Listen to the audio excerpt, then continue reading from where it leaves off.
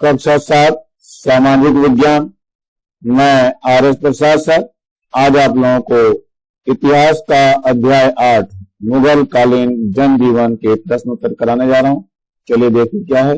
इस काल में ये ताजमहल बनवाया गया था जो आगरा में है और ये विश्व प्रसिद्ध ये महल बनाया गया था आप लोगों को आगरा में। चलिए देखते हैं दूसरा क्या है हमारे पास। दूसरा जो है बुलंद दरवाजा फतेहपुर सीकरी में है ये स्थित। ये भी जो है अनूठा दरवाजा बनवाया हुआ है जो कि बहुत ही ऊंचा है। और इसके बाद ये लाल किला भी बनवाया गया है इन्हीं समूह के द्वारा।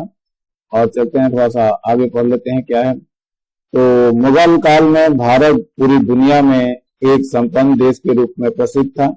इसी संबंधता से आकर्षित होकर विश्व के अनेक देशों के लोग व्यापार के लिए आए। मुगल दरबार में शासन का सर्वोच्च बादशाह होता था। राजा के दरबार में ऊंचे पदों में आसीन लोगों को अमीर कहते थे। ये अमीर तुर्क, ईरानी, हिंदुस्तानी, मुसलमान व राजपूत राजा थे। मध्य वर्ग, इसमें छोटे अधिकारी, सैनिक, व्यापारी आदि होते थे। गांव के जमींदार बहुत ताकतवर होते थे। निम्न वर्ग, किसान, कारीगर, दलित वर्ग, सेवक आदि थे। इस काल में भी छत्तीसगढ़ में कल्चरियों का शासन था। हिंदू मुसलमान मिलकर त्योहार मनाते थे। प्रमुख त्योहार थे दशहरा, दिवाली, होली, ईद, नवरोज, मुहर्रम आदि। इस काल में तुलसीदास, कबीरदास, सूरदास, मीराबाई, रहीम, गुरु नानक एवं छाजा में गोपाल मिश्र जैसे भक्त कवि हुए जिन्होंने धर्मों का आदर करना सिखाया।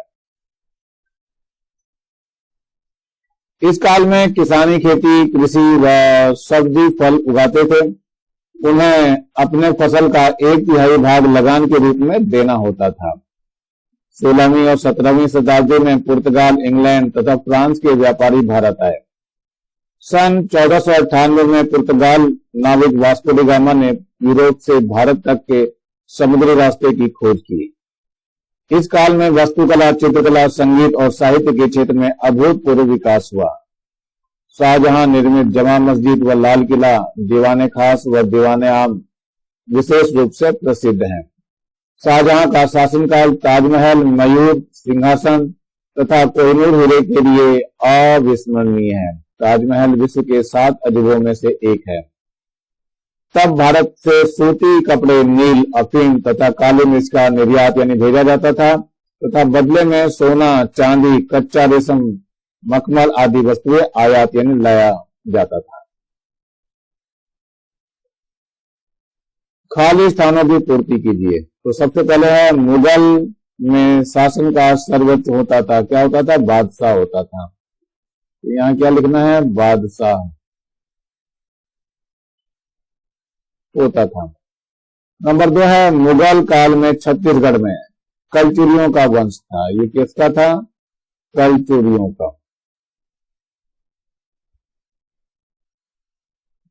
कलचुरियों वंश का शासन था। चलिए ये है मुगल काल में लोगों का मुख्य व्यवसाय था तो कृषि थी। कृषि मुगल काल के लोगों का मुख्य व्यवसाय था। दिल्ली के लाल किले का निर्माण किसने कराया था? शाहजहां ने करवाया था।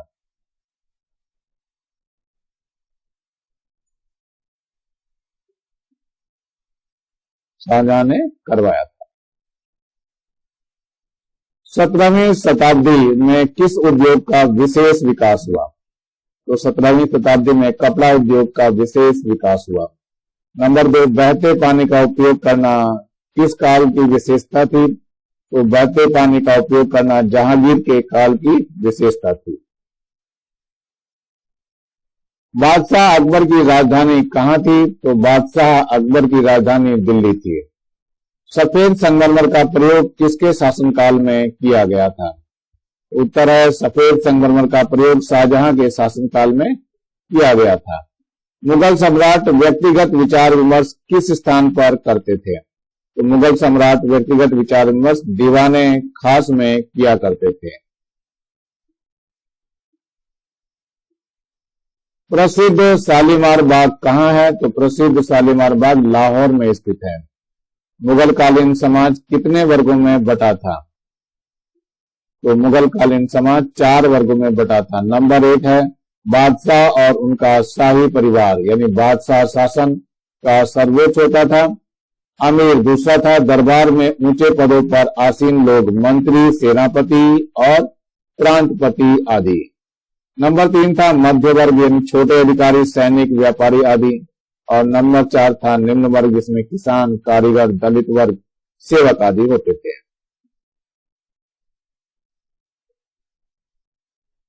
मुगल कालीन वेशभूषा कैसी थी? तो हिंदू और मुसलमान पुरुषों की पोशाकें आमतौर पर एक जैसी होती थी। शहर एवं गांवों के पहनावे में अंतर था। धोती, पायजामा, कुर्ता, सलवार, साड़ी प्रमुख रूप से भारतीय परिधान थे। मुसलमान सिर पर टोपी पहनते थे। मुगल काल में लोग कौन कौन सा व्यवसाय करते थे? तो उत्तर है इसका, इस समय खेती के अतिरिक्त अन्य व्यवसाय भी जड़े जमा चुके थे। 17वीं शताब्दी में कपड़ा उद्योग का विशेष विकास हुआ।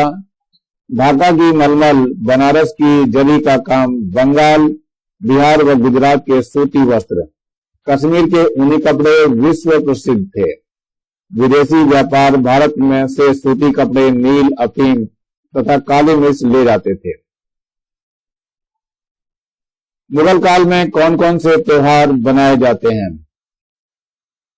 तो उस समय के प्रमुख त्योहार थे दशहरा, दीपावली, होली, ईद, नौरोज, मुहर्रम आदि।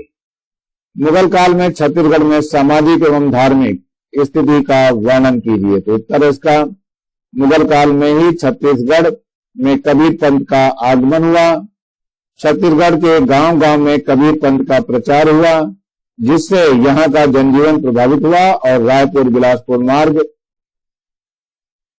पर रायपुर से 55 किलोमीटर दूर स्थित दामाखेड़ा कबीर पंथियों का प्रमुख तीर्थ स्थल बना।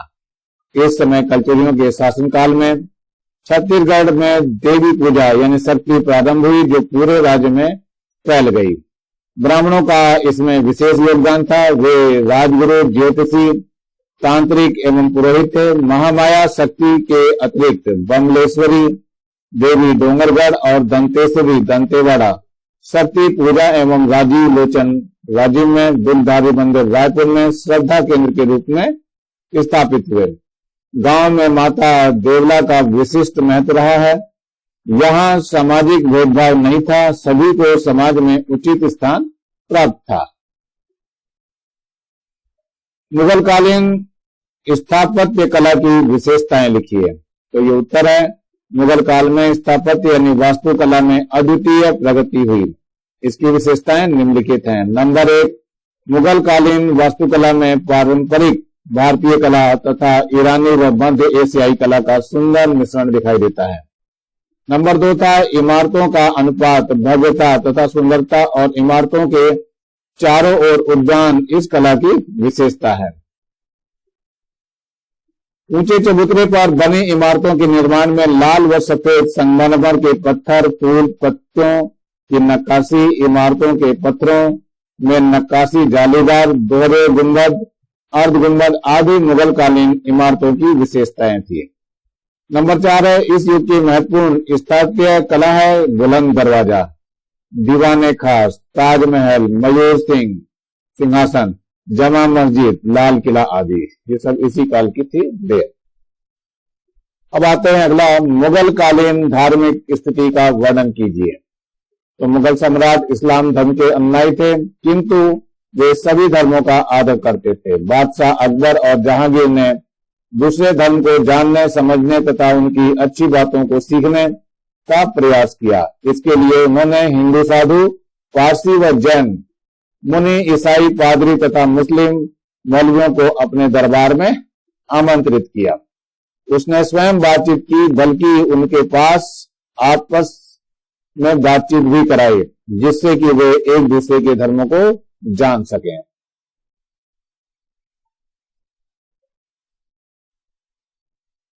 उसने अलग अलग धर्मों के ग्रंथों का विभिन्न भाषाओं में, फारसी आदि में अनुवाद करवाया, ताकि सभी लोग सभी धर्मों को अच्छी बातों को समझ सकें। यही प्रवृत्ति समाज के आम लोगों में थी। आम लोगों में भी फैली और वे एक दूसरे के धर्म को जानने समझने लगे। इसी काल में तुलसीदास, कबीरदास, सूरदास, मीराबाई, गुरु नानक एवं छत्तीसगढ़ में गोपाल मिश्र जैसे भक्त हुए, कवि हुए। उन्होंने सभी धर्मों का आदर करना सिखाया।